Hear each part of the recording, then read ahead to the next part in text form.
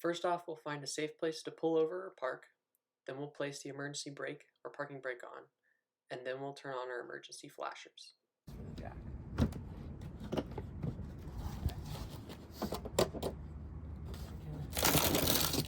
Open my car kit. Inside I'll have paperwork.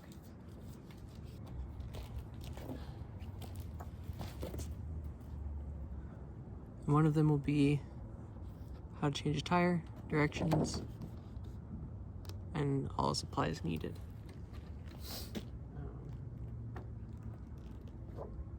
Cool. So we found a safe location. My hazards are on. Parking brake is on. Now I need to grab the reflective triangle. And then find the owner's manual in order to understand where I need to put my jack. Nice to tuck this or something. Could be windy on the side of it. I have flashers as well as a reflective triangle in this box. So the box.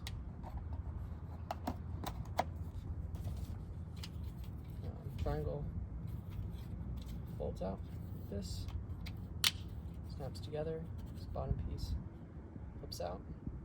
Boom. I'm going to put this about 20 paces or so behind the vehicle.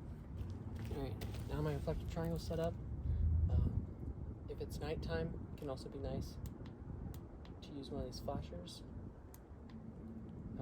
Has different settings. We have a couple of them. Nice to place one out front, one in the back of the vehicle. Especially if it's a busier road. Sweet. Now move to my next piece.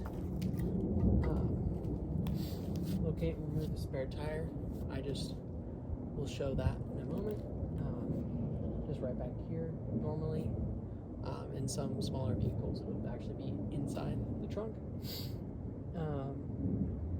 We gotta apply our wheel wedges. These are wheel wedges. This is our flat tire. So we're going to be picking this tire up the ground. So we don't want to put our wedges on this tire. We want to put our wedges preferably on our other opposite end. That's still on the ground. So I'm going to go do that. We kind of have a slope going down that way. So. In order to get the spare tire down from underneath the car, we have to loosen the cable with these two pieces of metal. This is what it looks like for the Expedition. Many of the trucks, it's kind of a similar thing. Some of the cars, it might be a little different. Once the tire's down from underneath the car, there's a little piece you have to tilt sideways and then pull out in order to pull the wheel out. And then to put it back in, you'll just do the same thing with the flat tire wheel. You'll just have to take the center hubcap piece off. And then you just tighten it back up to get it back underneath the car.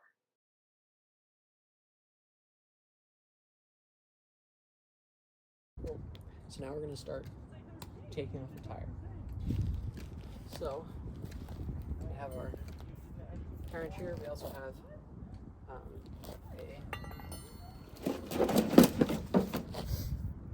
this one as well.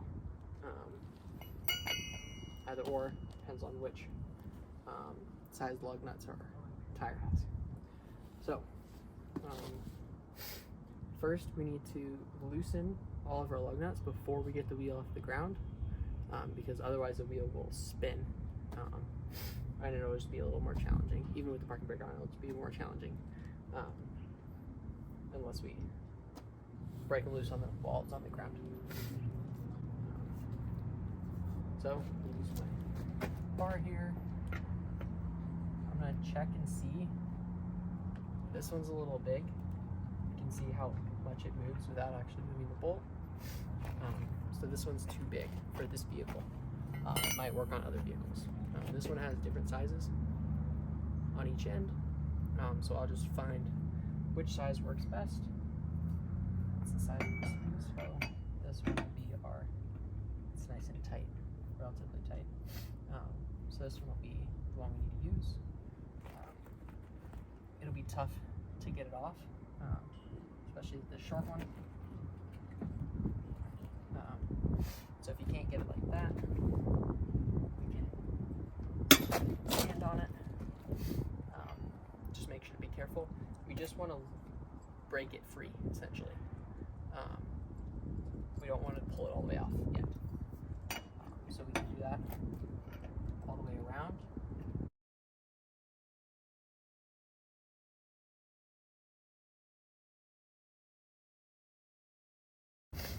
Cool. So now we got them all of them broken free. And make sure, yep, they're all broken free, but they're not all the way off. So I can set that down for a moment. Now I have to find where we need to put our jack, so we can lift it up and actually be able to pull the tire off. So normally you'll find your user manual.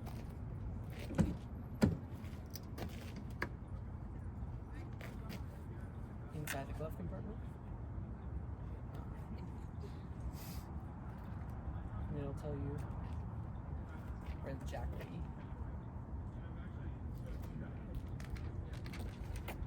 You can use the vehicles have different, especially different makes, have different places where the jacks will go. It's always important. Look at the owner's manual, make sure you're jacking it up in the right spot. Otherwise it could slip, or you could be putting all the weight of the car on something that can't handle that weight. So we'll find our jacking point underneath here. So like it said on the manual, here's a little arrow in the frame. So I'm gonna put my jack right here. So here's our jack. Loosely line it up initially since it's so far away. Think where I think it should go. And then once we get it up higher, we can make sure it's in the right spot. So you can just turn it like this. Sometimes that's a little faster than putting all the parts on. Just gonna make sure it's in the right spot. Make sure my jack's on something hard. If you pull over on a dirt road and you're trying to do this just on like kind of soft sandy dirt, the car will actually push the jack into the ground instead of the jack pushing the car up. So sometimes you can put like a piece of wood, or if you find like a bigger, flatter rock, you can put it underneath there.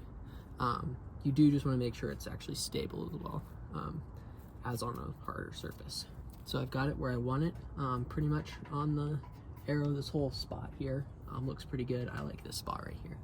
They have this stuff in order for us to make turns. Same thing that we use to get the tire, to lower the tire from the car.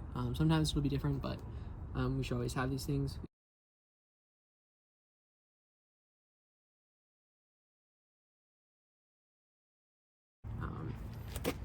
And we can kind of sit up to turn our jack.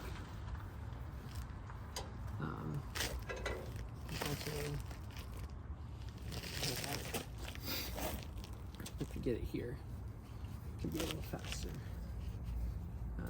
So we'll just turn. Oop, sometimes it all comes apart. Gotta keep tension on it. Then we'll just turn and turn. And we want to make sure our jack is staying where it is and the car's going up. Make sure it seems stable. Make sure everyone else is out from underneath the car. And preferably nobody like standing behind or directly in front of the vehicle either. So we'll keep turning. You can look and see that our tire's gonna be off the ground. If our tire is flat, like completely, we might have to raise this up higher than what the flat tire is off the ground, because that'll be shorter than our spare tire. But for this one, since it is full, I've got it off the ground, so that should be plenty. You can also see that it moves a little bit. Perfect. That means we got all the way off the ground. So now we got the tire off the ground. I've already loosened them, but now I need to take them off. These, we're gonna need these to put the new tire back on. So instead of just throwing it in the dirt, you can put it in your pocket, or just put it right here and our little kit, and then that way it stays with us. It doesn't just end up flying off in the dirt, especially if it's like raining or something. Nice enough. Now, sometimes they'll be kind of rusted onto the bottom. So if you take the heel, give it a kick. Not quite. There we go. You can see it wobbled. I'll have to pick it up. And we can roll it off.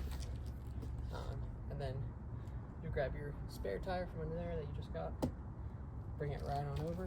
Usually helpful if you just do that first. That way you already have it ready to go. And then we can bring it up here. We can check and look and see where what are called studs, lug studs. These are lug nuts. They go on the lug studs. So we can try to line. These tires are really heavy, especially on these big trucks and Suburbans. So we can line. Helps if we line up our holes to the studs before we get on there. We can scoot it nice and close, and then we can get down and just pick it up.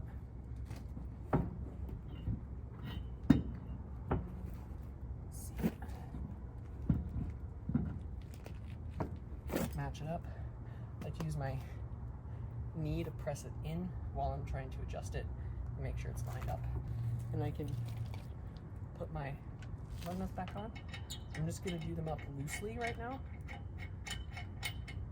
So I'm just going to tighten them until they stop essentially, and then move to the next one. And then we're going to take our bar here, and we're just going to snug our bolts down. Just gentle, boom, just like that. I just made it until it was like giving me a little resistance, and then I'm done. But we're gonna do it in a special way now. So those were just loose, just to line up my wheel. Now I'm snugging it. So I snugged that first one. Doesn't matter where I start. And then I'm gonna move directly across to the opposite side here. And this is what we call our star pattern. So sometimes you saw it just moved a little bit. Sometimes they're a little, it can be kind of at an angle. We don't want that. So we want to kind of give it, as we snug these up, we want to give it a little jiggle. Make sure it's flat against the tire. Just give it snug. But now I'm going to go in my star pattern. We can see this one's back to loose again. Snug it up a little bit. And then I'm going to move in a star pattern fashion. So I came down here, I come over, nice and snug real quick. Some other lug nuts are snug. Feel free to scout, like that's all good, right? People will enjoy it. Like they'll be Flush, straight brake surface. Now we can let it down. With these jacks, slow speed, twisting the other way.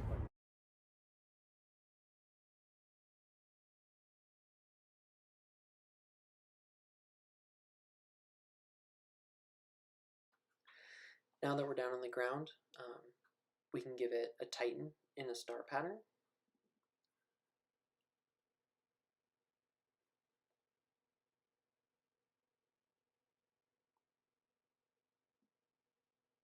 Just going down and across.